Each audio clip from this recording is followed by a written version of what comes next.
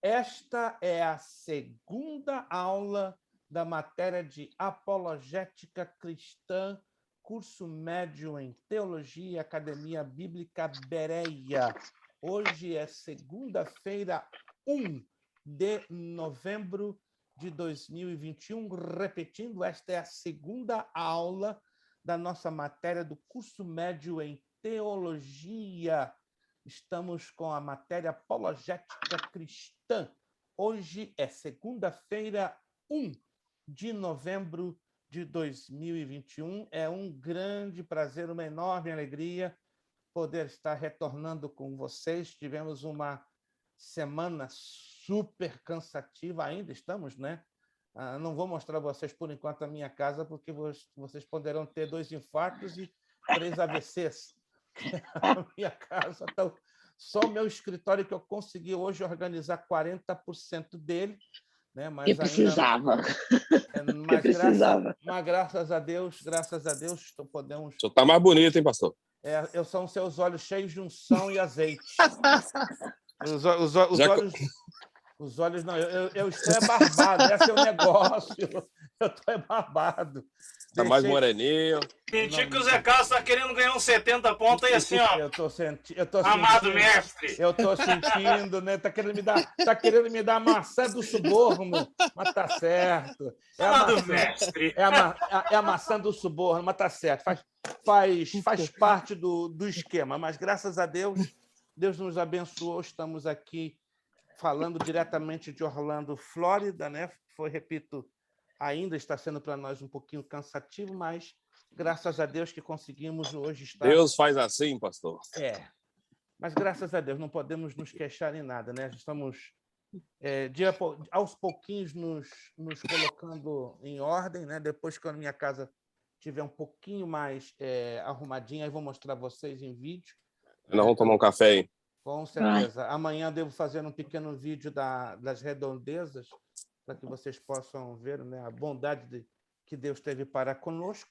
E assim continuamos, né, de vitória em vitória, no nome poderoso de Jesus. Muito obrigado às orações que vocês fizeram em nosso favor. Continuamos, né, dependendo, né, porque estamos iniciando uma nova fase, né, nessa nova fase aqui para nós, tudo é novo. Tudo aqui é novo.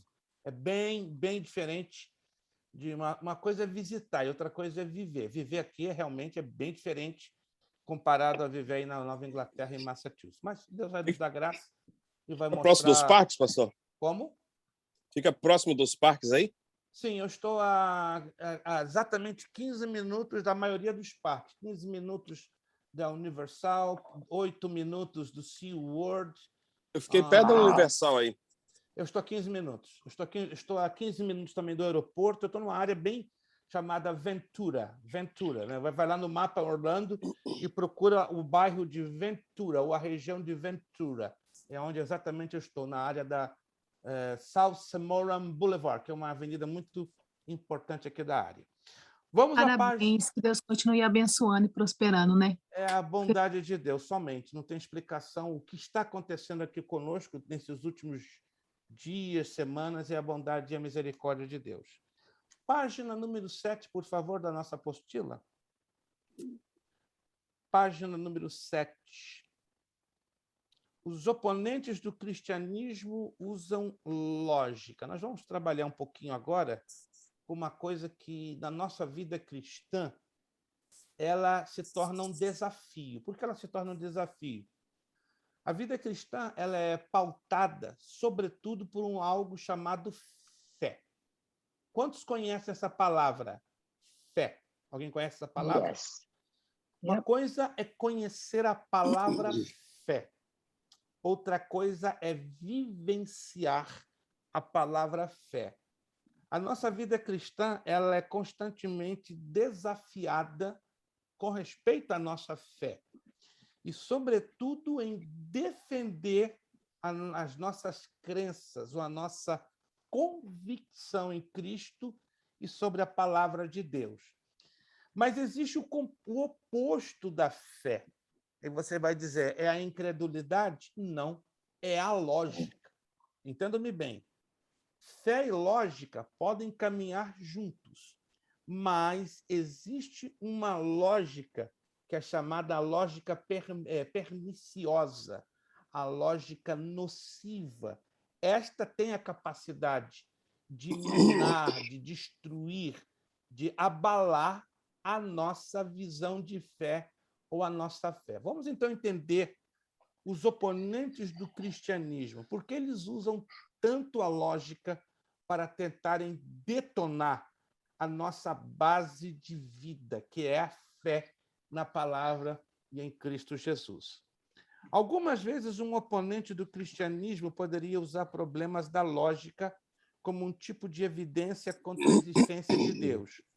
Veja esta objeção bastante básica. Preste atenção que isso aqui é super curioso e, geralmente, uma pessoa que luta contra o cristianismo, ela vai usar exatamente esta linha de pensamento.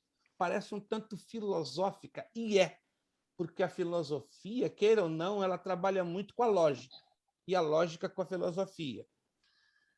Proposição. O que é proposição? É uma ideia central, que aqui temos: Deus pode fazer todas as coisas. Quantos de vocês creem, de fato, que Deus pode fazer todas as coisas? Quantos aqui creem? Ele pode.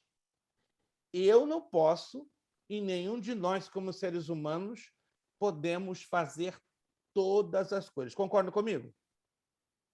Podemos fazer algumas coisas, mas todas as coisas é totalmente impossível. Então, vamos partir dessa proposição. Deus pode fazer todas as coisas. Aí vem uma declaração. Preste bem atenção nessa declaração. Pode Deus fazer algo tão grande que ele não pode pegá-lo? Olha a pergunta, bem estranha.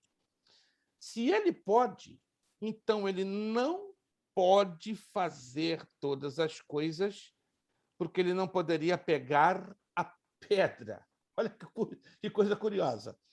Se ele não pode, então ele não pode fazer todas as coisas, porque ele não pode fazer uma pedra tão grande que ele não pudesse pegá-la. Quantos aqui entenderam essa declaração? Essa declaração ela dá um nozinho na nossa cabeça. Vou repetir de novo, presta muita atenção, isso aqui dá um nó. É bem interessante isso aqui. Eu inicio fazendo a seguinte pergunta: pode Deus fazer algo tão grande, que ele não pode pegá-lo? Essa é a pergunta. Aí vem o argumento. Olha como a argumentação aqui aparece. Se ele pode, então não pode fazer todas as coisas. Por quê? Ele não poderia pegar a pedra. Mas por que Deus não poderia pegar a pedra? Olha até onde estamos chegando. Se ele não pode, então, ele não pode fazer todas as coisas, porque ele não pode pegar uma pedra tão grande que ele não pudesse pegá-la. Compreenderam ou não? Sim. É um negócio bem curioso. É como criar-se dentro dessa declaração uma aparente contradição. Mas não se trata de uma contradição. Vamos, então, à conclusão para nós chegarmos... Existe o poder do Criador, né, pastor? Isso é importante, irmão José. Essa declaração que eu abordei agora é para nós levarmos a pensarmos e a fazer uma confrontação de fé e lógica. Quando, então, entendemos esta declaração, olha a conclusão que a maioria de nós podemos chegar. Já que Deus pode fazer todas as coisas e nós mostramos que há coisas que ele não pode fazer, mas esse é o pensamento do oponente ao cristianismo. Por conseguinte, Deus não existe. O mundano ou o oponente ao cristianismo, ele quer limitar a existência de Deus e a divindade. Dentro daquilo que ele considera como lógico. Mas nós entendemos que Deus é espírito. E divino. E divino. E como um espírito não tem, por propriedade própria, entendam-me bem, pegar um objeto. Vocês acham que um espírito, por si, sozinho, tem uma capacidade normal de pegar um objeto? Não. Não, só se Não. ele quiser. Exatamente. Só Deus. Mas como Deus é poder máximo, ele é o todo-poderoso, então, sendo ele o todo-poderoso, o espírito tem a capacidade de manusear algo material. Porque a nossa lógica... Quantos estão me entendendo, gente? Quantos estão me entendendo? Isso aqui é importante. Porque Razão, pastor, ela é muito rasa. Isto, mas pela lógica... Tudo aquilo que a minha razão explica, naquilo que eu entendo, é o meu mundo. Deus, ele não cabe nesse mundo. Aí está. Ô, pai! Começamos um negócio bonito, irmão José. Quer sorrir? Quer sorrir? Claro. 75 pontos para o irmão José de Souza. Rapaz, que isso, hein? Papai, isso aí é unção pura, rapaz! Quem não chora não mama, hein? Irmão José, se largar uma, outra, a próxima, tá isento. Deus não cabe dentro do nosso mundo que é finito. Quer anotar? Deus não cabe dentro do nosso mundo. Por quê? O nosso mundo é isso aqui, ó, é finito. Tem um tamanho específico, tem um espaço altamente diminuto comparado à imensidão que é o nosso Deus. Você consegue explicar algo que é imenso e infinito? Não, impossível. Deus é exatamente isso, ele é imenso e infinito. E se torna, então, impossível nós queremos dimensionar Deus. Quem está tentando dimensionar Deus está dando uma de bobo. Pastor, e por contrapartida, Deus ele é tão imenso, ele criou o homem tão pequeno para morar nele. Explica. Isso aí é violento. Isso aí é... É como a garotada fala aí, é forte. Forte é pouco, é bruto. Bruto é pouco. Perdi o adjetivo. O imenso, o gigante, o infinito decidiu criar o quê? O pequeno, o limitado, o insignificante, para nele habitar. Isso é maravilhoso. Mas na cabeça... Isso é Deus. Isso é Deus. É o único que pode fazer isso. Mas na cabeça de um oponente do cristianismo, anula que ele exista. Vamos virar a página. Isso aqui está com toques de filosofia. Não sei se você está percebendo. Ela é uma matéria que, queira ou não, ela leva você à pergunta sobre a existência do homem e a existência de Deus. Eu amo filosofia. Isso aqui tem toques de filosofia. Amo. Na superfície, preste muita atenção agora, aqui na página 8. Na superfície, esta lógica poderia ser difícil de contestar, mas tudo que nós temos que fazer é pensar um pouco mais e poderemos ver que o problema afirmado acima não é lógico. Agora, olha a conclusão correta. Aqui está a resposta. Proposição. Deus não pode violar sua própria natureza. Isso quer dizer, ele não pode ir contra o que ele é naturalmente. O que Deus é naturalmente? É imenso, é infinito e é eterno. E não pode ser manipulável. Não pode ser manipulado. Olha a expressão que a irmã Lúcia usou agora. Não pode ser manipulado. Eu posso manipular uma caneta, eu posso manipular as emoções de um ser humano, mas Deus já não tem nenhuma condição. Ele é perfeito, pastor. E, irmão José, nessa semana que ele passou aí descansando, meu Deus. Deus é a perfeição personificada, é ele. Que é perfeito, é Deus. Papai do céu, esse homem hoje está com o pé que um leque. Que é isso? Rapaz, ele deve ter trocado por motor Tesla. Irmão José colocou motor Tesla hoje e abasteceu nessas semana de folga. A semana de folga deu uma recarregada boa nas baterias do irmão José. Então, veja só. A declaração que fazemos aqui, a natureza de Deus não o permite mentir, não ser Deus, etc. Conclusão. Por consequente, a declaração que Deus pode fazer todas as coisas não é verdade. A conclusão levantada contra Deus tampouco é verdade. Agora veja o que vem aqui. A lógica é uma poderosa ferramenta no testemunho, particularmente ao usar provas da existência de Deus. Veja a aproximação seguinte usando lógica. Agora vamos usar a lógica de uma maneira saudável, de uma maneira salutar, de uma maneira que fortaleça a nossa fé. Número 1, o universo existe. Número 2, o universo não pode ser infinitamente velho, porque se fosse, haveria entrado há muito tempo num estado de entropia. Entropia quer dizer de desgaste completo e total. Há um desgaste, sem dúvida, mas a entropia, no sentido literal, não existe. Tá? O desgaste existe, mas a entropia quer dizer um desgaste extremo a ponto de deixar de existir. A entropia, olha, vamos explicar agora cientificamente a entropia. É a segunda lei da termodinâmica que mostra que todas as coisas estão indo ao caos e estão perdendo a sua energia. Em outras palavras, tudo está se degradando. Então, se nós olharmos a grosso modo, a entropia ela existe, porque nós nascemos, vivemos, e normalmente estamos entrando num processo de desgaste, de degradação. Mas o que os filósofos e os oponentes ao cristianismo afirmam, né, que a questão do universo sendo infinitamente velho, ele já estaria em estado de total degradação. Total degradação não. Ele está, aos poucos, entrando num processo de decaimento, não de degradação. Número 3.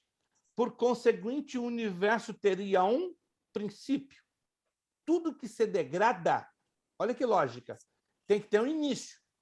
Exemplo, nenhum de nós nascemos adultos. Um dia nascemos, fomos crianças, adolescentes jovens, estamos agora adultos, alguns adultos um pouco mais envelhecidos, como eu e outros, estamos entrando num processo natural de declínio, né? Declínio físico, declínio mental, declínio psicológico, em alguns casos espiritual não. Eu conheço pessoas de 90 anos de idade, meu Deus, estão com todo o gás no espiritual. Já tem ao contrário, né? Jovens aí de 22, 23 anos de idade que estão arrebentados espiritualmente. Vamos lá. Número 4. O universo não poderia vir a si mesmo em existência. Número 5. Algo antes do universo e maior que o universo teria que trazer o universo à existência. E número 6. Este algo ou este alguém é Deus. Daí todas as provas lógicas para Deus, todas as provas lógicas para Deus têm forças e fraquezas. Mas o cristão não deve ter medo de usar a lógica, a razão e evidência ao defender a fé. Preste então bem atenção. A lógica tem o seu lado positivo, 100%. A lógica tem o seu lado que vai ajudar a mostrar ao incrédulo a existência de Deus? Claro que tem, mas temos que saber o ponto exato do uso desta lógica. Quando nós desconhecemos o ponto exato para sabermos usar essa lógica, é claro que os mundanos vão dar 2, 3, 4 nós cegos em nós, querendo dizer Pastor, que... Sim, diga. Só mais uma pequena coisa. Vamos lá. Eita, seu homem está demais hoje, graças a Deus. Como prova da lógica, o senhor pode olhar o sistema que Deus criou a Terra. Tudo coopera para que um outro funcione. E é um ciclo. E é um ciclo que é um ciclo constante. Entendeu? Basta olhar isso. É como fosse uma gigantesca engrenagem de forma tão organizada que nada sai fora do lugar com respeito E tudo é para que o homem viva. Só presta bem atenção. Muito boa essa abordagem do irmão José. Tudo que Deus criou, olha que coisa interessante, faz parte de um ecossistema, se eu posso usar essa expressão. né, de um panorama, de um cenário que tem quem como beneficiário? O homem. O homem. Olha que Pastor, curioso. só mais uma coisinha muito interessante que vem na minha mente. Erra, Deus. A nossa farmácia natural, eu só imagino, se eu come um legume, ele é bom para os olhos. Se eu come outra coisa, é bom para o teu cérebro. Outra coisa para a pele. Gente, o que é isso? Tudo é para mim. Deus se preocupou em colocar todos os recursos que viessem auxiliar o homem. Mas é irônico, né, que o homem tem destruído este ambiente criado por Deus, né? O próprio homem tem destruído a natureza, tem destruído o planeta Terra em nome do quê? Do progresso, em nome do avanço, em nome do conforto, né? Eu estava lendo semana retrasada uma pesquisa da BBC de Londres. Há 500 anos atrás, presta atenção, há 500 anos atrás, não tínhamos os medicamentos que hoje dispomos. Concorda comigo? Não tínhamos a tecnologia que hoje dispomos. Não tínhamos as enfermidades que hoje têm avassalado e arrasado o planeta, dentre elas o Covid. Não tínhamos as problemáticas do homem moderno, mas está claro, segundo vários documentos, se vivia, olha que estranho, né? Muito melhor há 500 anos atrás do que hoje. Mas, pastor, como se vivia? Porque não tinha celular, não tinha computador, não tinha determinados medicamentos, mas preste atenção, o planeta não sofria a questão do efeito invernadeiro, o planeta não tinha o problema da poluição atmosférica, os gases de CO2. O planeta, 500 anos atrás, não tinha uma superpopulação. O planeta, 500 anos atrás, consequentemente, não tinha as mesmas enfermidades de hoje. Tinha aquelas que eram bem daninhas, não tinha os antibióticos, os medicamentos que hoje consideramos maravilha do primeiro mundo. Mas, irmãos, vamos parar para pensar. O homem, ao longo de 500 anos, tem conseguido destruir o seu próprio ambiente. E isso tem feito a vida humana bem mais complexa, bem mais difícil. Quantos estão entendendo isso? Yes. A gente pensa que há 500 anos atrás, alguém me falou, pastor, Deus o livre, ter vivido há 500 anos atrás. Eu ia morrer de tifo, de malária, de isso, de aquilo. Ok, mas se você fizer uma estatística profunda, se morria 500 anos atrás de tifo, de malária, de difteria, de uma série de enfermidades. Mas e hoje? E nos dias de hoje? Mas a qualidade de vida era melhor. Muito melhor. Não havia os conservantes nos alimentos, né? Tudo orgânico. Os aditivos químicos, era tudo orgânico. Gente, tudo orgânico. O inorgânico começou a prevalecer depois da Segunda Guerra Mundial. Está provado que a qualidade de vida, além de ter decaído dramaticamente, né? A longevidade do homem. Claro, hoje alguns cientistas querendo defender a sua tese, que é normal, eles acham que hoje o ser humano pode viver mais em detrimento de um avanço que a tecnologia e a medicina ganharam. Mas isso, infelizmente, é um tanto relativo. Eu ia dizer sobre isso. Na verdade, a tecnologia ela veio para avançar, a ciência veio para avançar, mas, ao mesmo tempo, ela regride, né? Ela regride, certas coisas que... Exato. Em alguns aspectos, ela criou... Que não se resgata. Exato. Ela criou um retrocesso sensível. E essa situação tem criado um problema na cabeça das pessoas que não são cristãs no que diz respeito à existência de Deus. Fale, Lucas. Fale, Lucas. O interessante é que, por exemplo, o senhor falou a respeito de 500 anos atrás, mas vamos jogar assim um pouquinho mais para frente desses 500 anos. A gente não vai muito longe, não. Eu tô com 43 anos de idade. José Carlos também vivenciou isso, o senhor também com certeza vivenciou isso, todos nós que temos mais ou menos assim uma idade similar, ou alguns que têm um pouquinho mais do que a gente. Talvez. Há 30 anos atrás, 40 anos atrás, a vida ela era mais confortável do que hoje. Porque existia o respeito, existia o amor pelas coisas que a gente fazia, existia a entrega de uma pessoa para outra relacionado a uma amizade verdadeira, relacionado a... As pessoas não se preocupavam tanto em passar uma por cima da outra. As pessoas se preocupavam mais umas com as outras. Tanto é que na minha terra lá, o senhor sabe disso, né? Existia uma expressão que a minha casa não tem porteira. Já. E a minha porta não tem trava. Já. É a porta aberta. Você tinha total liberdade de sair, deixar a tua casa aberta, ir em algum lugar, voltar e ficar despreocupado. Hoje, a tecnologia avança, aí eles criam sistemas de segurança que de nada representa para um homem, que independente do sistema de segurança, se ele tiver que ir lá tirar a vida de alguém, ele tira. Ele rouba essa vida. Mas tudo isso eu vejo um grande aspecto. As pessoas falam muito sobre... O senhor, com certeza, o senhor vai entender o que eu vou falar. Hoje as pessoas falam assim, eu sou cristão.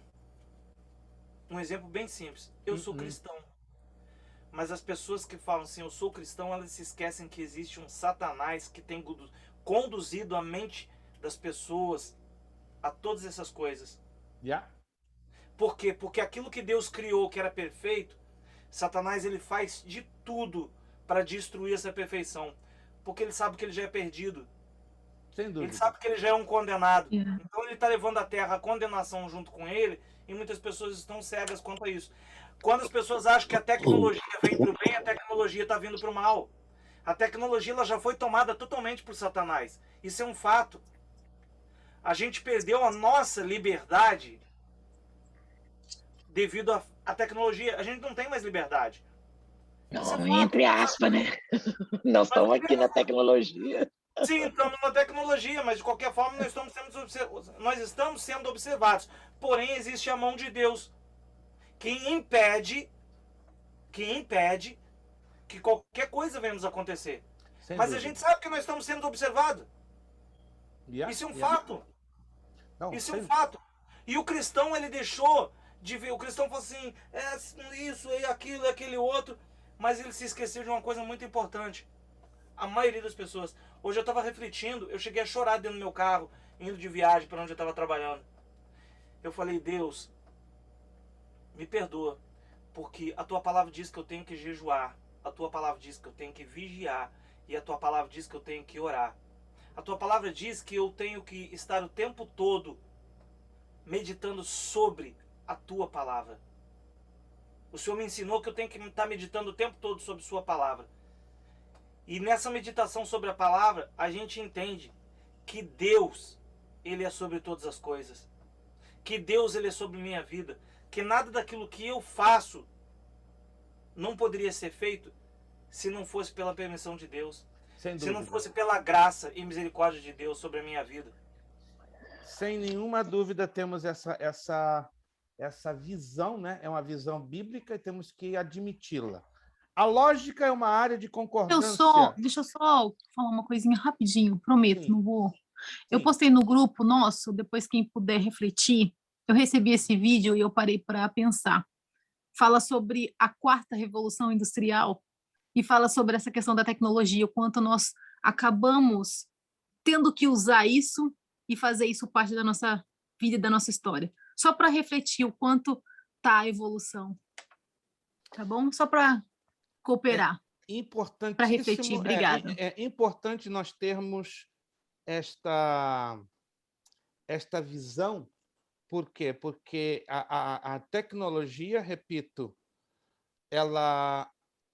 hoje ela pode se tornar um enorme benefício, mas se nós não tivermos a coerência e o equilíbrio, ela pode se tornar uma armadilha que nos impede até mesmo de termos uma aproximação para com Deus. Tudo com equilíbrio, tudo com coerência e usando de maneira correta, como isso aqui é tecnologia. Veja só, eu estou a 1.200 quilômetros de distância de vocês, estamos separados por uma enorme distância geográfica e não impede de estarmos estudando juntos a palavra de Deus. Então, sabendo usar, alguém disse alguns anos atrás, sabendo usar não vai faltar. Então, é saber usar. Quando nós não sabemos usar, dá problema. Vamos aqui, lá embaixo, essa perguntinha aqui, olha, que interessante. A lógica é uma área de concordância entre o crédulo e o incrédulo? É uma pergunta. Alguns declaram que não há nenhuma área de concordância entre o crente e o incrédulo, que as pressuposições iniciais do incrédulo contra o Deus cristão não permitem pensar com precisão relativa a Deus, o mundo, a verdade ou eles mesmos. Por conseguinte, eles concluem, não pode haver concordância porque as pressuposições são opostas, mas isso se for analisado pelo lado da lógica. E falando em lógica, página 9. A lógica é, de fato, uma área de concordância. Como é que é? Então, pode haver uma concordância pela lógica entre o incrédulo e o crédulo? Claro, preste atenção, preste atenção. Não cremos que possui um pouco da qualidade inata da capacidade humana ou limitações, nem possui as qualidades etéreas, místicas, ou que, de algum modo, transcendem a influência do pecado. A lógica usada apropriadamente sempre confirma as verdades encontradas na Bíblia e aponta a Deus, quer o incrédulo aceite isso ou não. Isso aqui é tremendo. Olha o que vem aqui mais adiante. A lógica, isso aqui é loucura. A lógica pertence a Deus. Uau! Isso porque Deus inventou o universo, as leis físicas, matemáticas e todos os outros fenômenos naturais e verdadeiros nele. A existência tem uma ordem, é o que o irmão José acabou de falar agora há pouco, uma ordem, uma engrenagem. Ei, olha para o seu corpo. Talvez não seja o corpinho que você pediu a Deus, mas olha para o seu corpo. Ele funciona dentro de uma engrenagem. Quando o seu corpo, o meu corpo, não está funcionando direito, é uma enfermidade, obviamente. Mas se não é enfermidade, se não é uma outra situação, o nosso corpo foi criado para formar dentro de uma engrenagem, dentro de uma ordem. Daí, a lógica é verdade. Não porque é lógica, mas porque é uma reflexão da natureza de Deus, que é ordem e verdade. Sublinha essa frase. Nosso Deus é o quê?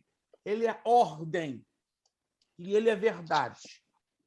Tudo ligado ao que seja a ordem e a verdade, no sentido da perfeição e da plenitude, está ligado com Deus. Então, nunca se esqueça dessa frase. Deus é ordem e Deus é verdade. Só um pequeno exemplo aqui, assim, como o senhor sabe, eu convivo muito no meio dos judeus, né? Muito, muito, muito.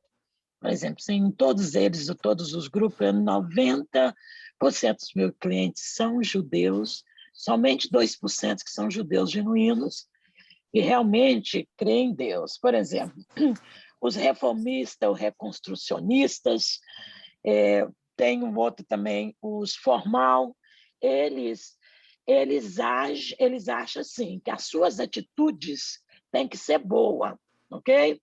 Quer dizer, um deles, eu perguntei uma vez, estava trabalhando com ele, eu falei assim, ele é médico, eu perguntei para ele assim, o senhor acredita em Deus? Ele falou, depende de como você vê Deus. Você entendeu? Para eles, Deus são nas coisas boas que você faz. Então, quer dizer, querendo ou não, aí é uma lógica, né, que a gente tem que concordar que, querendo ou não, como cristão, a gente sabe que ser cristão é Cristo dentro de nós com boas ações. Porém, nós sabemos que Deus é o centro de todas as coisas da nossa vida e eles não têm Deus como centro da vida deles. Quer dizer, é uma lógica, né? Aqueles que eles dizem que para crer em Deus você tem que agir, ter qualidades como Deus ordena que você tenha. E nós, como cristãos, é lógica, tá certo, tá. Mas a gente concorda, mas não ao todo, né? Não ao todo, porque a lógica de Deus, como acabamos de falar, ela é diferente da lógica do homem que não conhece a Deus. Porque a lógica de Deus nunca vai contradizer ao próprio Deus e a sua criação. Vamos lá, então. Por conseguinte, a lógica finalmente só pertence a Deus e só pode ser usada apropriadamente por ele em assuntos que pertencem a Deus pelo cristão. Isso não quer dizer que o incrédulo não pode dominar a lógica, não se trata disso. Seja de matemática melhor que o incrédulo. Há áreas de conhecimento comum a ambos e Deus tem dado algumas habilidades que outros não possuem. Nem é isto o que todos os cristãos afirmam quando falam de Deus. O fato é que ninguém pode dizer que domina toda a lógica no final. Em um mundo perfeito com pessoas infalíveis, pensar seria uma maravilhosa aventura que nos levaria mais perto da revelação da verdade de Deus. Mas vivemos em um mundo caído. Outra perguntinha: a lógica é tudo?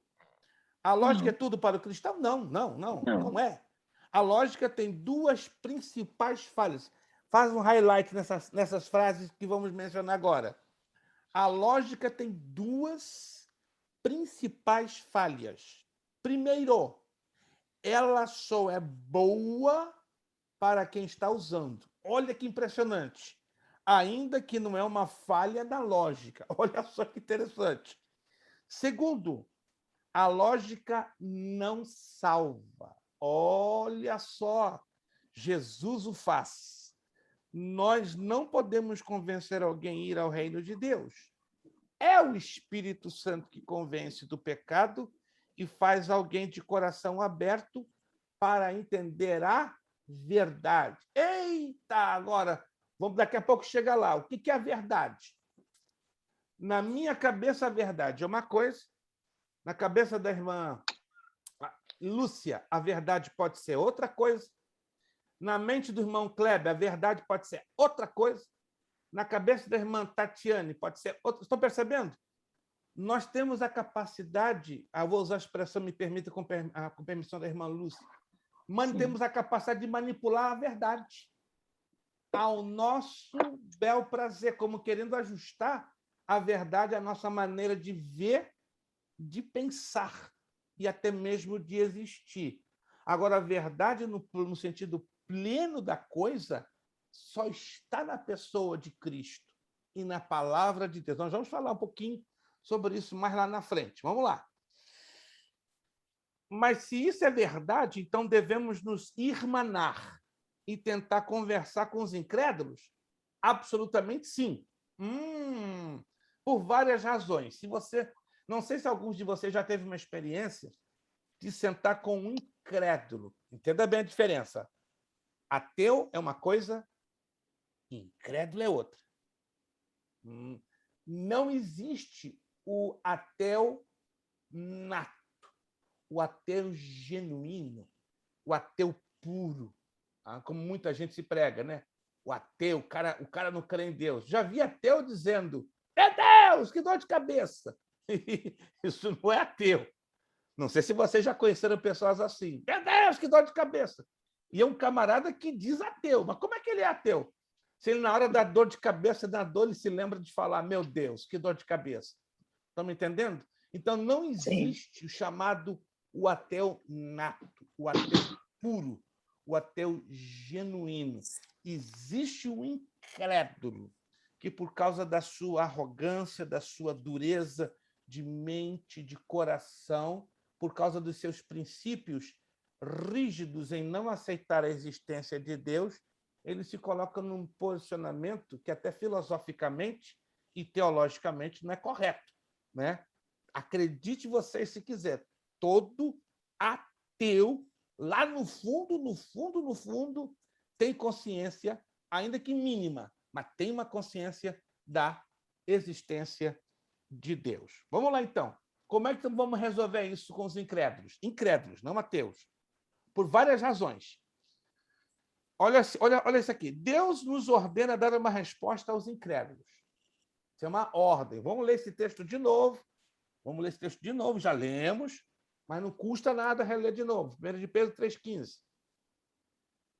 Primeira carta do apóstolo Pedro, capítulo 3, versículo 15.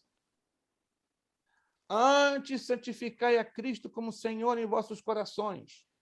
Estais sempre preparados para responder com mansidão e temor a todo aquele que vos pedir a razão da esperança que há em vós. Ou seja, nós temos essa ordem da parte de Deus. de dar uma satisfação da nossa esperança. Ei, se eu e você fomos salvos, existe algo dentro de nós que nos dá a convicção desta salvação, que é a nossa Mas ele esperança. fala de santificar, né, pastor? Oh! Santificar, quer dizer, você tem que ter algo dentro de você que realmente pode convencer alguém. Santificar. Anote essa palavrinha nesse texto. Santificar. Separar-nos para Deus. Se eu não me separo para Deus, como é que eu vou ter algo de Deus na minha vida? Sejamos sinceros. Se eu não me separo para Deus, como eu vou ter algo de Deus para apresentar às pessoas? Não vamos ter nada, vamos estar vazios. Aliás, não passaremos de ser meros religiosos. E entre nós... Tentando insistir, convencer a pessoa, convencer, né? Nascer de novo. Esse é o problema dos religiosos. Queremos fazer com que as pessoas conheçam o Evangelho, mas elas não veem o Evangelho em nós, vivo, redivivo, trabalhando e operante. Aí vem o probleminha, que já falamos várias vezes aqui com vocês em outras turmas, do testemunho cristão. Esse é o probleminha, testemunho cristão. Esse é um outro assunto que a gente vai abordar lá na frente, certo? Vamos voltar lá. Então, Deus nos ordena dar uma resposta aos incrédulos e falar com eles. Vamos a Isaías, capítulo 1, versículo 18. Isso aqui são ordens de Deus. São ordens de Deus. E em se tratando de ordens de Deus, se eu não as cumpro, eu estou pecando. Isaías 1,18. Vinde, então, e argui-me, diz o Senhor. Ainda que os vossos pecados sejam como a escarlata, eles se tornarão brancos como a neve. E ainda que sejam vermelhos como o carmesim, se tornarão como a branca lã. Então, nós temos esta ordem de Deus. Nós temos que dar uma resposta aos incrédulos e temos que falar com eles com respeito da nossa fé. Segundo ponto, Deus pode, em sua soberania, usar nosso testemunho, razão para trazer alguém ao seu reino. Ele não é limitado por nossas insuficiências. Vamos lá. Quem aqui tem deficiências e insuficiências? Alguém aqui tem? Insuficiências e deficiências. Estou vendo aqui poucas mãos manifestando. Alô, quem tem aí insuficiência e deficiência? Todos podem, irmão. Nenhum de nós podemos dizer, caramba, sou suficiente. Não existe isso. Não, eu não tenho deficiência. Aí estamos aqui, então, conversando com algum aluno herege. Com Deus. Como? Não, ele está querendo ser como Deus. E isto porque Deus é perfeito. Deus é completo. Deus é suficiente. Desculpa, pastor. Ele Deus só é não completo. Isso, desculpe, agora, vai, solta. Ele só não entende que ele é deficiente porque ele não reconheceu a sua própria deficiência. Isto. É necessário que reconheça. O pior cego é aquele que não consegue ver que ele é cego. Yes. E eu conheci um cego que insistia, não, eu não sou cego. Mas como você é cego? Porque você usa bengala. Porque você depende da ajuda de terceiros. Mas tem pessoas que têm um nível de orgulho que não permite elas admitirem que têm certa insuficiência. Vamos lá. Soberania. Pastor, sim. Ontem eu estava lembrando de uma coisa que o senhor falou, né, da nossa insuficiência. Elias também, quando ele foi ameaçado por Jezebel, ele ficou muito atribulado com aquilo, ele ficou temendo, com medo dela. Exato. E tem uma parte que ele fala, né, que ele fala assim, tenho sido muito zeloso pelo Senhor, Deus dos exércitos, porque os filhos de Israel deixaram o teu concerto, derrubaram os teus altares e mataram os teus profetas a espadas. Ou seja, ele achou que ele, no caso, somos nós hoje. Literalmente, a gente não quer matar a nossa carne, porque o pecado é aquilo que alimenta o nosso ego. Então, assim, muitas das vezes as pessoas não querem admitir que Deus como se diz, opera do jeito dele, para falar assim, não, porque eu pedi, ele vai fazer, porque é como se Deus fosse o nosso funcionário, né? E a ordem que a gente desse, eles iriam cumprir. Então, assim, é muito difícil as pessoas negarem o ego, não alimentar uma ilhazinha lá dentro da gente, né? O egolento da gente lá, e aceitar que quem pode fazer do jeito que quiser é ele. Eu tive uma experiência na minha vida que, o senhor sabe, ele fez do jeito dele. Eu não pude fazer nada. E tem pessoas que me perguntam, por que você serve ele ainda? Moisés é a pedra, né, pastor? O problema de alguns cristãos e dos incrédulos é que se servimos a Deus na base da troca do que ele pode nos dar, aí vale a pena, mas servir a Deus não é trocar, não é negociar, não é barganhar. Servir a Deus é uma coisa de relacionamento, é uma coisa de comunhão, é uma coisa de necessidade. Ei, se você serve a Deus, é porque você tem prazer em ter com ele relacionamento. Estou certo ou não? Oh, yes. Eu posso estar errado, eu posso imaginar que alguns aqui, eu posso imaginar talvez que alguns aqui só estão servindo a Deus por algum benefício, que isso é barganha, isso não é agradável. Pastor, mas na verdade o que passou, como eu estou sempre aqui falando, nós fomos muito mal ensinados, né? Os princípios foram muito, estou dizendo todos, mas foram muitos princípios ensinados errado. Você vem para Jesus, que Jesus vai mudar sua vida, Deus vai transformar seu marido, Deus vai mudar sua casa.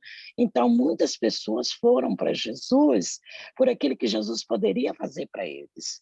Você entendeu? Aí chegaram num certo nível, falou, tem alguma coisa errada que eu estou orando e Jesus não me responde.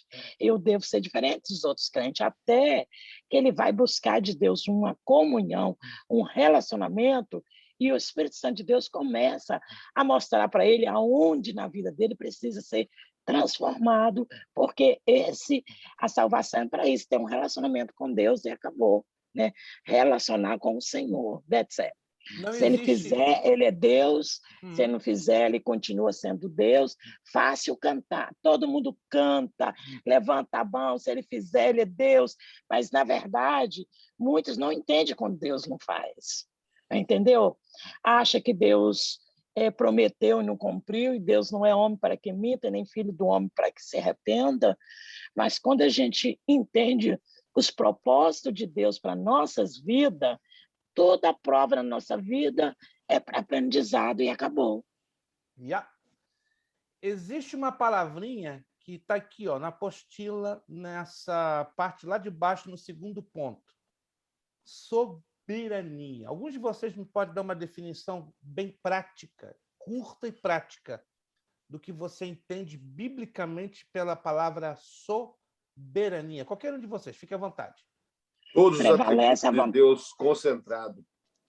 Repita, irmão Kleber, por favor. São, bem resumidos, todos os atributos de Deus. Todos os atributos de Deus. Algum outro aluno gostaria de dar uma definição do que você entende? Prevalece a vontade de Deus. Prevalece a vontade de Deus. Esse é o grande problema de nós cristãos. Nós não aceitamos a soberania de Deus, porque queremos usar o quê? A lógica. Aí vamos bater no problema da lógica. Porque a lógica, é como a irmã Lúcia acabou de falar, nós somos ensinados a pensar logicamente. Não, a salvação vai me dar benefícios. Se eu sou bonzinho, se eu oro, jejuo, dou meu dízimo, a minha primícia, a minha oferta, ele vai me abençoar. Mas isso não é relacionamento, isso é barganha, isso é troca. Se eu fizer isso, ele vai me fazer aquilo. Não. Não vamos confundir com a questão das promessas. Há um grande problema hoje no meio das igrejas sobre promessas. Verdade, pastor. Há um grave problema. Deus prometeu, ele vai cumprir. Não é assim, não. Ele vai cumprir se você se sujeitar às condições que ele te colocar. Pastor, como um exemplo, pastor, por exemplo, em Efésios, Deus estabeleceu uma promessa, em Efésios 6. Filhos, sede obedientes a vossos pais. E ali ele determina que tudo vai te bem, vai tirar bem. Se o filho não é obediente... mandamento com promessa. Se o filho não é obediente ao papai e mamãe, será que ele vai adquirir a promessa? De forma nenhuma. De forma nenhuma. Entende? Nem um pouco nós. É como muita gente diz, desculpa, eu não quero entrar nesse mérito que pode criar talvez um desconforto em alguns de vocês. Não, Deus usou fulano para profetizar sobre a minha vida, que eu vou ter tantas e tantas promessas, que acontece o que acontece e as promessas vão acontecer. Errado, errado, errado. O camarada, a pessoa que foi usada por Deus para fazer esse tipo de afirmação, não está no espírito, não, está na carne. Tá? Porque a palavra de Deus ela nunca vai se contradizer com ela própria. Entendeu? Deus pode levantar uma pessoa mais ungida da face da terra, trazer uma palavra, irmã Lúcia, minha serva Lúcia, eu vou te dar isso.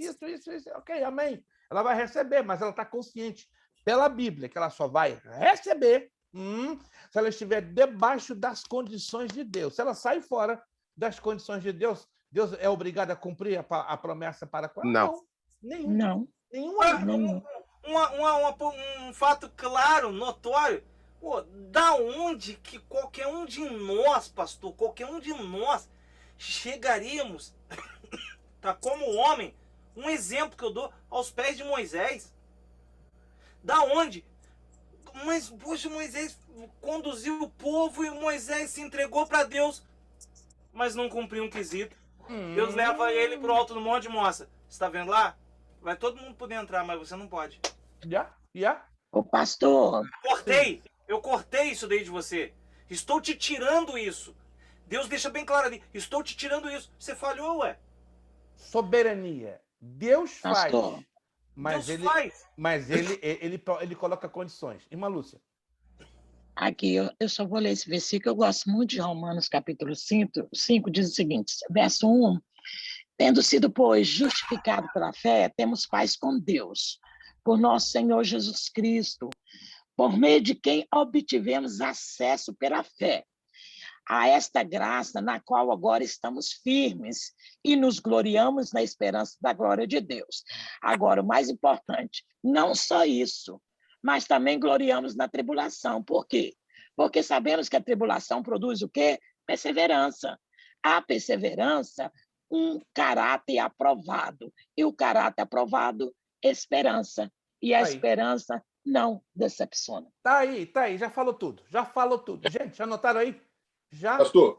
Fale, irmão Kleber. É só fazer duas observações no assunto que eu estava falando. Primeira coisa, concernente a pessoas que se julgam suficiente.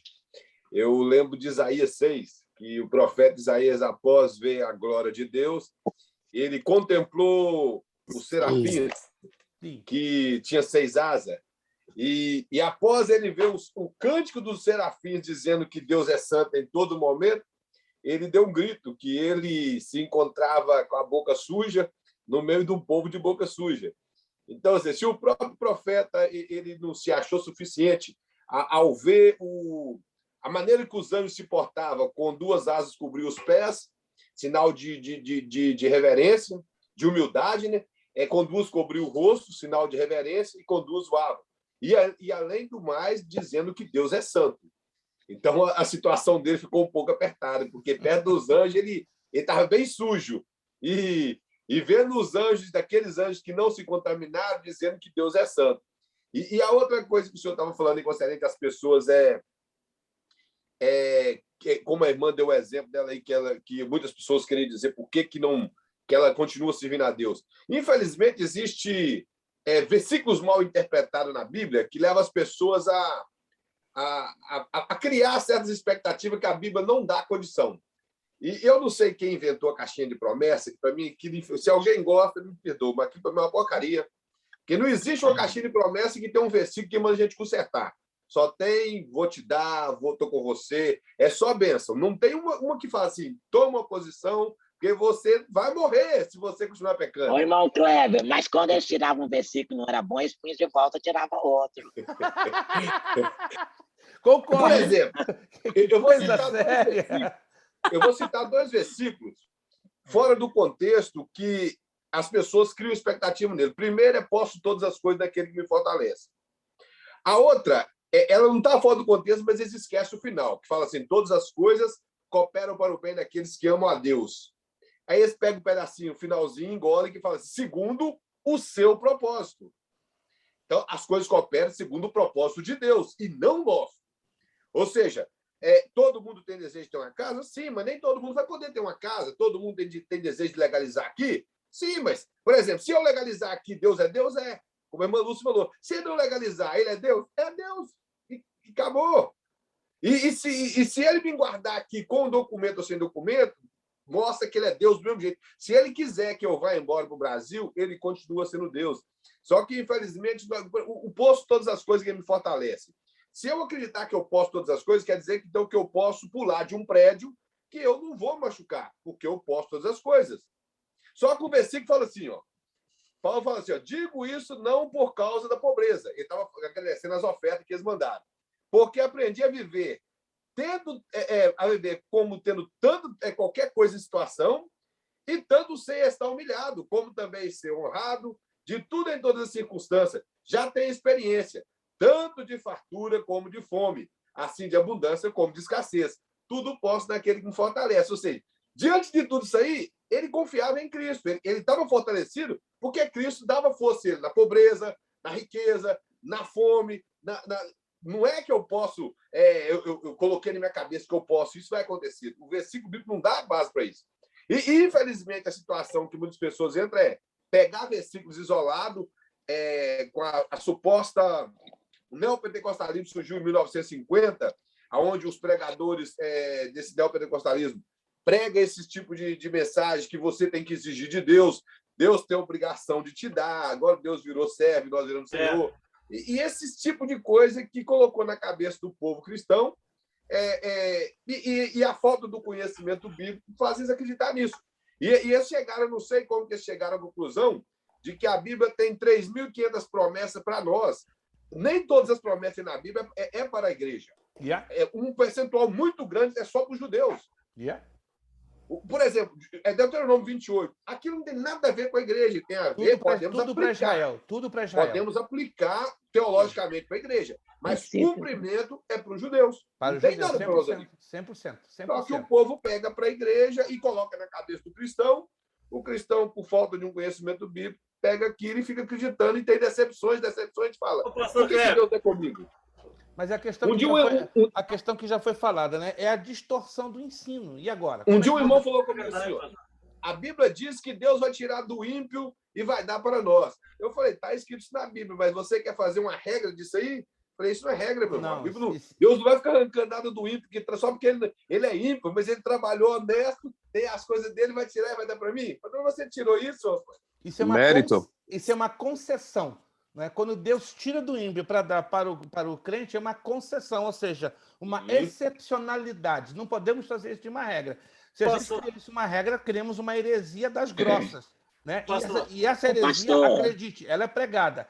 Rapidinho, Lucas, e rapidinho, irmã Lúcia, porque eu preciso avançar. Rapidinho, por favor. Relacionado à riqueza que as pessoas...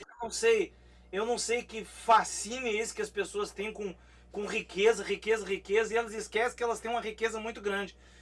Quando eu olho para o lado, eu vejo o meu netinho, eu vejo uma riqueza muito grande. Quando eu olho, eu vejo a minha filha, eu vejo uma riqueza muito grande. Quando eu olho a minha esposa, eu vejo uma riqueza muito grande que Deus me deu. Quando eu olho para os meus amigos, eu vejo uma riqueza muito grande. Não estou aqui, por exemplo, puxando saco, o Zé Carlos já me conhece. O Zé Carlos é um amigo que Deus me deu aqui também. É uma riqueza muito grande. Agora, as pessoas falam em riqueza. Já diz lá em Gênesis lá o que o Deus fala para o homem. E viverá o homem do suor do seu trabalho. Deus já abençoou. A partir do momento que eu trabalho honestamente, a partir do momento que eu batalho honestamente, eu já estou abençoado. Sem dúvida, sem dúvida. Não tem Pronto, acabou. Eu não preciso ficar esperando.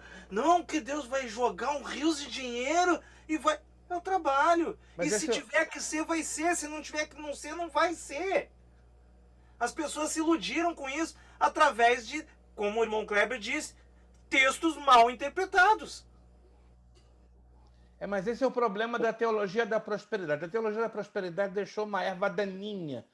Agora, para removê-la é complicado. Rápido, irmã Lúcia, que eu quero avançar. Pastor, o senhor falou aí que se Deus quiser fazer, ele faz. Tem um versículo que eu gosto em Provérbio que diz o seguinte: o homem de bem deixa herança aos filhos dos filhos, e a riqueza do pecador é depositada para o justo. Se ele quiser fazer, ele faz, entendeu? Mas quer dizer, a soberania dele, a vontade dele, mas ele não vai tirar do rico para colocar para o pobre, só porque eu sou crente, serva de Deus, ele vai despir o pobre, me dá, de maneira alguma.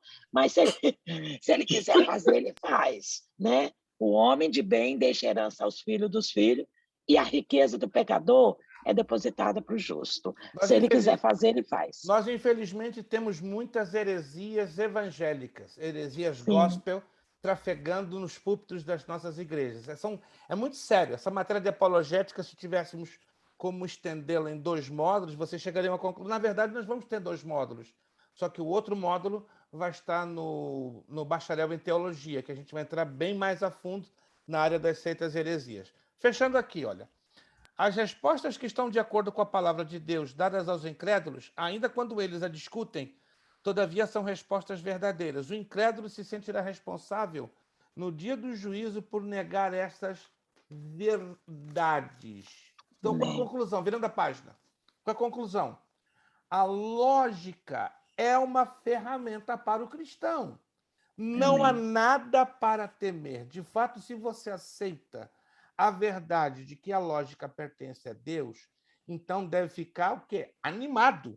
Mas não permita tornar-se um ídolo. Quer dizer, não é a resposta ao problema. Como cristãos, nós necessitamos usar a lógica, assim como a evidência, a oração, a palavra de Deus, amor, bondade, etc., em nossos esforços de ganhar pessoas a Jesus.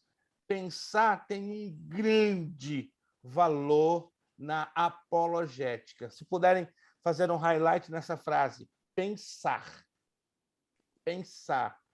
Infelizmente, a maioria dos cristãos não são ensinados a pensar, porque acha que é uma heresia, acha que é uma afronta à autoridade e ao poder da palavra de Deus. Não, Deus nos criou seres pensantes.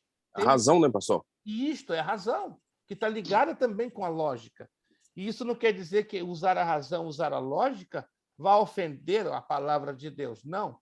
Temos que ser coerentes, temos que ser equilibrados. Temos um grande problema. Equilíbrio. O ser humano sempre teve, tem e continuará tendo esse problema. Equilíbrio. Pastor. Sim.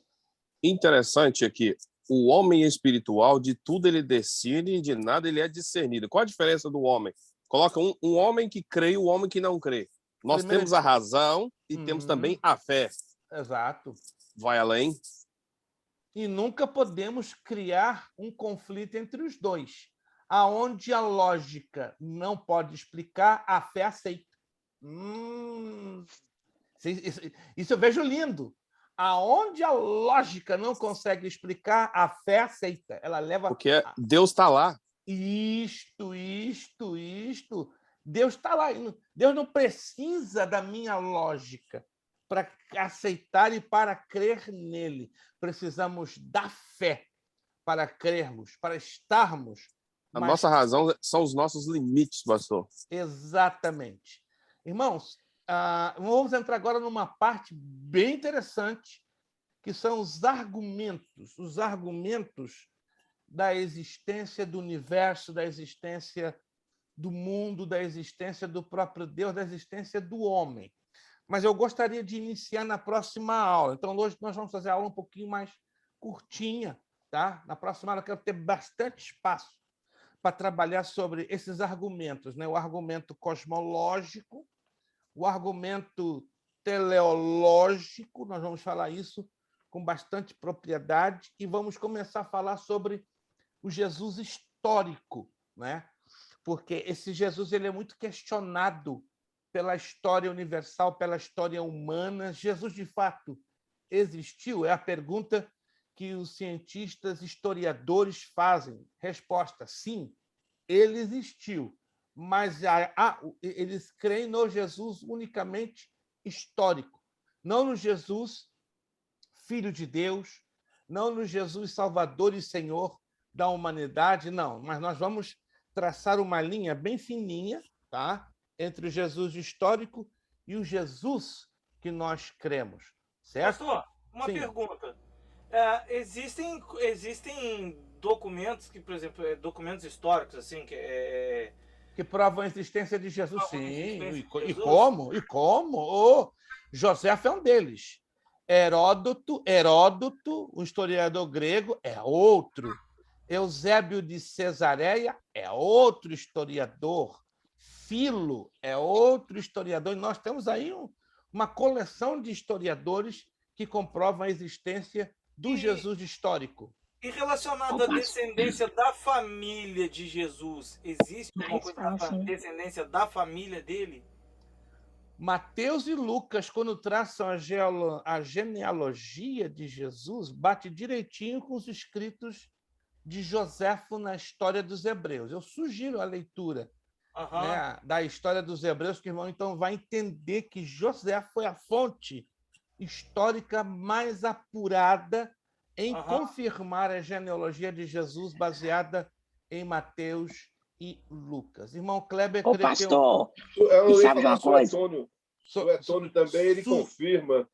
Suetônio, excelente. Obrigado pela lembrança. Quando ele escreve que Cláudio expulsou os cristãos junto com os judeus de Roma, ele até usa um termo Cristo, que dá a entender que é Cristo. Devido ele não ser judeu, ele usou que eles foram expulsos por causa das contendas sobre um tal de Cresto. De Cresto, exato. Suetônio, anote aí, Suetônio, boa lembrança do irmão Kleber, é outro historiador que dá a existência histórica da pessoa do Senhor Jesus Cristo. É bem interessante fazermos uma análise bastante profunda. Irmão Lúcia, para a gente já chegar às conclusões. Ok. Por exemplo, talvez eu vou fazer duas perguntas. Por exemplo, no capítulo 26 de Atos, quando Paulo ele se defende com a Agripa lá, ali nós podemos dizer que é como diz, uma apologia cristã? Sim, 100%. 100% apologia cristã, porque ele estava ali defendendo por que ele estava acusando ele de uma coisa que ele não devia, que ele teve um encontro com Jesus, o que Jesus falou para ele, o que ele deveria fazer.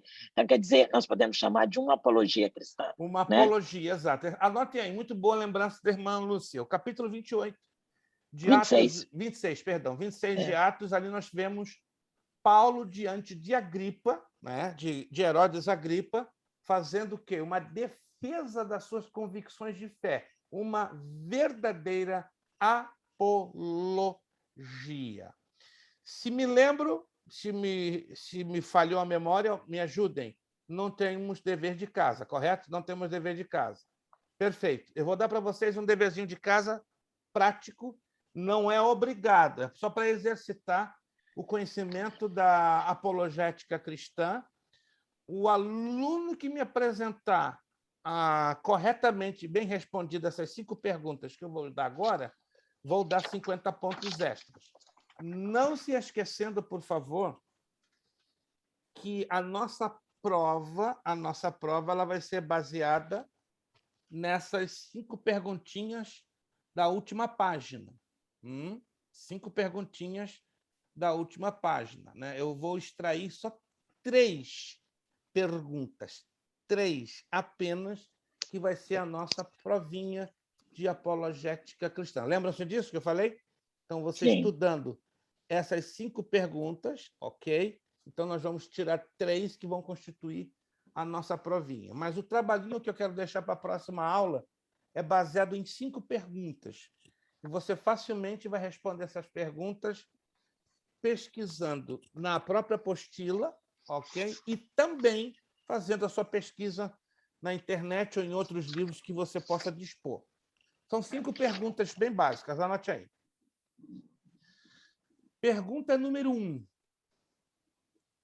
O que é apostasia? E como posso reconhecê-la? Pergunta número 1. O que é apostasia? E como posso reconhecê-la? Isso é muito importante, não é? Que estamos vivendo dias difíceis, dias que estão nos aproximando ao arrebatamento da igreja e a apostasia é um dos grandes sinais da vinda do Senhor Jesus. Pergunta número 2. Será que a Bíblia convida os cristãos a argumentarem ou defenderem a fé? Oh, já estou dando a resposta para vocês. Pergunta número 2. Será que a Bíblia convida os cristãos a argumentarem ou defenderem a fé? Essa é a pergunta número 2. Aí você pode dar uma resposta também, né? Claro, eu dou preferência que você dê as respostas baseadas com pelo menos 2 textos bíblicos. Pelo menos 2 textos bíblicos, tá bom? 2 textos, se você, para cada pergunta, puder dar uma resposta curta, direta, com 2 textos bíblicos para dar um respaldo, fica de bom tamanho. Pergunta número 3. O que é existencialismo? Pergunta número 3. O que é existencialismo? Mas nós vamos estudar um pouquinho mais à frente. Na 4ª aula, nós vamos falar sobre o existencialismo, bem em detalhes. O que é o existencialismo? Poderia repetir a número 2 para mim, pastor? Finalzinho. Será que a Bíblia convida os cristãos a argumentarem ou defenderem a fé?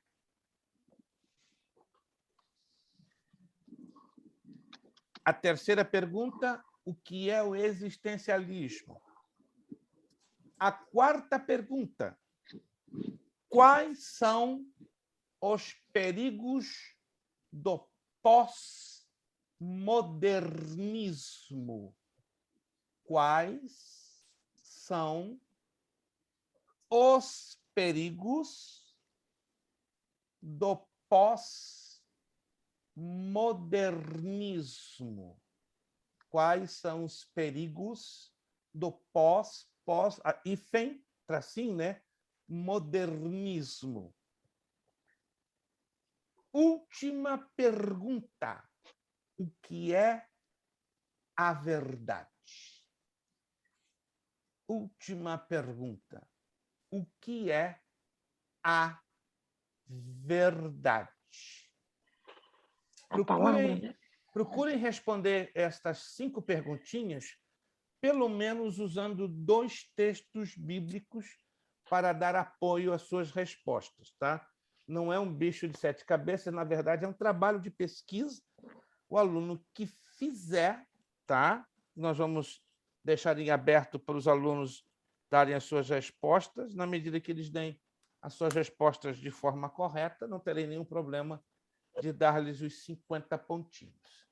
Bom, hoje, então, fazemos a aula hoje um pouquinho mais curtinha, porque eu não quero começar um assunto e quebrá-lo no meio. Eu quero entrar com todo o vapor, porque esse assunto vai dar muito o que falar, vai gerar dúvidas, eu tenho absoluta certeza, então não seria conveniente nós começarmos um assunto deixando um monte de dúvidas, então eu daria preferência que essas dúvidas já pudessem ser solucionadas na próxima aula. Vamos, então, agradecer ao Senhor nosso Deus. Então, hoje, de forma excepcional, terminamos um pouquinho mais cedo, certo? Mas aí, na próxima aula, já voltamos bem engrenados, com toda a força, com toda a carga, para a glória do Senhor. Não deixo de uma vez mais, quero uma vez mais agradecer todo o meu coração, de coração mesmo, todo o apoio em orações que vocês nos deram, né?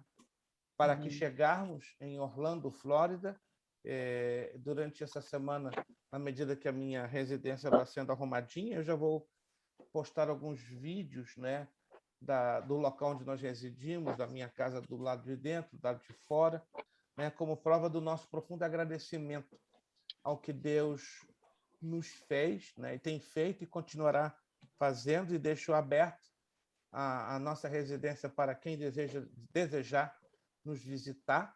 Você passando por Orlando, Flórida, não se esqueça desse pequenininho, tá? Que está aqui com as portas abertas para todos vocês. Mas venham, por favor, um de cada vez. A casa é grande, não tem problema. Mas não é tanto assim, não, né? Eu não tenho problema de receber, por exemplo, 3 de uma vez, não tem problema. Mas 4, 5, 6 já fica complicado. O que vocês acham, pessoal? A gente se reunir todo mundo, fazer uma visita direto lá, pastor? Vamos embora! Aí seria lindo, né? Acho que vai ser aula presencial, hein? Aí vai ser bonito. De 3 em 3 eu posso receber com todo o conforto. Nós temos uma sala enorme que dá para fazer um bonito de uma cama dentro, uma garagem. Entendeu? Até 3 eu garanto um bom conforto em receber aos alunos de uma vez só, né? Mais de 3 ao mesmo tempo já fica um pouquinho mais complicado. A gente acampa no jardim, pastor. No jardim, boa. Tem um jardim. Boa, O problema, ó, gente, o problema aqui, não sei se alguém já conheceu aqui a Flora ou já esteve aqui. O problema do jardim aqui na Flora são as lagartixas. Aquelas desse tamanhão, né? Não sei se... Ai, que pavor. Faz churrasco. Rapaz, hoje eu me deparei com churrasco de lagartixa, não tem problema não. Gente, pastor. hoje foi interessante. Há muito tempo eu não via lagartixa, eu me deparei com iguana, não, pastor? Tem as lagartixas e as iguanas. Hoje eu me deparei com 2 dessas grandonas, eu tomei um susto na saída da minha garagem. Sai daqui, rapaz! Né? E as pequenininhas que escorrem, né, em alta velocidade. Mas isso aqui é bem característico daqui, né? Inclusive, nem se pode matar, porque elas são importantes. Tem umas lagartixas desse tamanho também. Tem. Isso aí tá... Tem um lago aqui atrás, no fundo do meu... Tem as lagartixas criadinhas, tá? No fundo aqui da minha casa, meu amigo, tem um lago que ali, já disseram, cuidado, ali tem alligator. Eu tô indo lá devagar. Tem um lago... Tem um lagão aqui, vou filmar para vocês. Ali tem uns crocodilos, bonitos, né? Vou até fazer uma pesquisa essa semana. Vamos orar a Deus e agradecer ao Senhor. Mais uma vez, obrigado pelas orações de vocês. Vamos pedir também, irmãos, reforçar as orações em favor da saúde do nosso irmão Mário Dupra. Quem se lembra do irmão Mário Dupra? Mário Dupra. A Maria Duva também, por favor. Isto, ia mencioná-la exatamente agora. Irmão Mário Dupra sofreu um AVC há alguns dias atrás, que quase o matou. Foi um negócio gravíssimo. Estive na semana passada visitando a ele, exatamente na quinta-feira passada. Ele está reagindo, está fora de perigo, né? Mas vai ficar ainda de 2 a 3 meses hospitalizado no Tufts Hospital, no centro de Boston. O estado dele foi bem grave, ele está vivo de milagre. Está lento, está com dificuldade de falar, de ouvir, de enxergar, mas sobreviveu ao AVC. Estejam reforçando as orações pelo nosso irmão Mário Dupra. Irmã Maria Duva, como a pastora Priscila mencionou, também esteve bastante mal mesmo, com comprometimento dos pulmões pela questão do Covid, mas graças a Deus, pelas informações que nós temos recebido, ela está tendo uma boa reação, graças a Deus, né? A última informação que eu tive é que ela está com 91% de oxigênio já, correto, pastora? 91... Isso, é correto, glória a Deus. 91, isso é uma vitória, porque ela esteve realmente, não sei se a maioria, se vocês sabem, ela esteve muito mal, se não me engano... Ontem chegou a 57, a gente... Nossa! A coisa estava bem crítica, como se estivéssemos perdendo a nossa irmã, mas Deus tem definitivamente um plano, um propósito na vida da irmã Maria Duva e também, né, na vida do nosso irmão Mário Duva. Vamos pedir nossa irmã Lúcia nos dirigir uma palavra de oração, agradecendo por esta aula e também apresentando nossa irmã Maria Duva, que agora estaria, né, ela nem pôde começar o bacharel, e o irmão Mário Dupra, que também estaria aqui no médio, não pôde continuar, mas estamos em oração por essas 2 vidas, esses 2 irmãos tão preciosos em nossos corações, tá? Para que a boa mão de Deus seja com eles, recuperando-os completamente. Nossa irmã Lúcia Miklos agradecendo a aula e apresentando a vida da irmã Maria Duva e do irmão Mário Dupra, para que a bondosa mão do Senhor recupere a saúde dos nossos irmãos. Irmã Lúcia, por favor. Aleluia. Paizinho santo e amado, querido Deus, o autor da vida, o príncipe da paz, o leão da tribo de Judá. Deus, nós queremos te render glória, honra, majestade e louvor, Pai. Te agradecemos por tudo que o Senhor é, Pai, porque nunca houve e nunca haverá um Deus semelhante a ti. Tu és o único, o perfeito, o fiel, o justo. E a Ti, Senhor, nós queremos Te agradecer por essa oportunidade tão maravilhosa, Deus, porque podemos sentir o Teu Espírito, Pai, trabalhar em nossas vidas, nos momentos que nós estamos nessa sala de aula, Pai. E sabemos que há um propósito de Deus para todas as coisas. Aleluia. Deus, eu quero Te louvar pela vida do pastor Luiz Preste. Eu quero Te louvar pelo Teu servo, Pai, que o Senhor tem levantado não só como um professor, mas como ministro da Tua palavra, como aquele que o Senhor tem usado como canal de bênção para as nossas vidas, Pai. Deus, quantas palavras nós podemos expressar nesta noite, mas elas não são suficientes, Paizinho, para dizer quão grande é o Teu amor para com as nossas vidas, Pai. Ah, Deus, nós Te agradecemos pela Tua serva, a irmã Maria Duva. Deus, nós sabemos que o Senhor, a Tua palavra nunca mentiu, e a Tua palavra diz que o Senhor carregou sobre Ti todas as enfermidades, Deus, que tem assolado a vida da Tua serva. Nós cremos, Senhor, que pelas Tuas pisaduras ela será curada, transformada para o louvor da Tua glória. Meu Deus, também quero apresentar o irmão Mário nas Tuas mãos. Deus, existem coisas que nós não entendemos, mas o Senhor trabalha como o Senhor quer, da maneira que o Senhor quer, porque toda honra, toda glória pertence ao Teu nome, Pai. E eu quero Te agradecer, Jesus, crendo também na Tua palavra, que o Senhor carregou. O Senhor não vai carregar, mas o Senhor já carregou sobre Ti, Pai, toda a enfermidade que tem assolado a vida do Teu filho. E cremos, Pai, que pelas Tuas pisaduras ele é curado no poder, Pai querido, santo do Teu nome maravilhoso, Pai. Paizinho querido, queremos Te agradecer por cada vida, por cada aluno. Deus, pela oportunidade, Pai. Tu sabe que é tão grandiosa que nós não temos palavras para Te agradecer, Deus. Cada uma das Tuas filhas, dos Teus servos, do Teu filho, Pai, que está ali numa nova moradia, nós agradecemos porque grande é o Senhor. E o Senhor fez. O Senhor trabalhou segundo aquilo que estava no Teu coração, da Tua maneira, do Teu jeito, porque o Senhor glorificou o Teu nome na vida desta família, Pai. Eu quero lhe pedir que a Tua graça, o Teu poder, meu Deus, em todas as coisas, Deus, Ele possa ver a cada dia que isso já estava no Teu coração, quando o Senhor projetou a Tua mudança para Orlando, Pai. Eu Te agradeço em nome do Pai, do Filho e do amado e doce Espírito Santo de Deus. Amém, Jesus, e amém. Amém. Nosso lema. Seriedade. Seriedade. Compromisso. Disciplina. Seriedade. Compromisso. Disciplina. Seriedade. Compromisso. Disciplina. É necessário que ele cresça. É necessário que ele cresça. E que eu diminua. É necessário que ele cresça. É necessário que ele cresça. E que eu diminua. Que eu diminua. É necessário que ele cresça. É necessário que ele cresça. E que eu diminua. Que eu diminua. E a Deus damos o quê? A honra, a glória e o poder. Então, apenas um último lembrete. Se algum aluno desta turma ainda, eventualmente, está com a sua mensalidade de outubro atrasada, nós estendemos o prazo.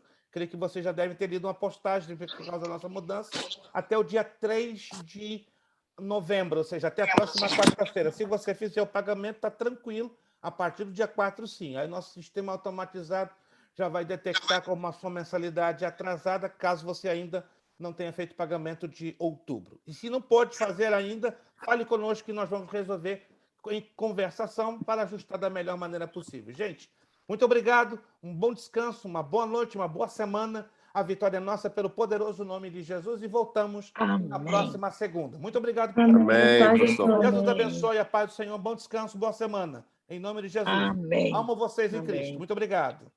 Amém, pastor.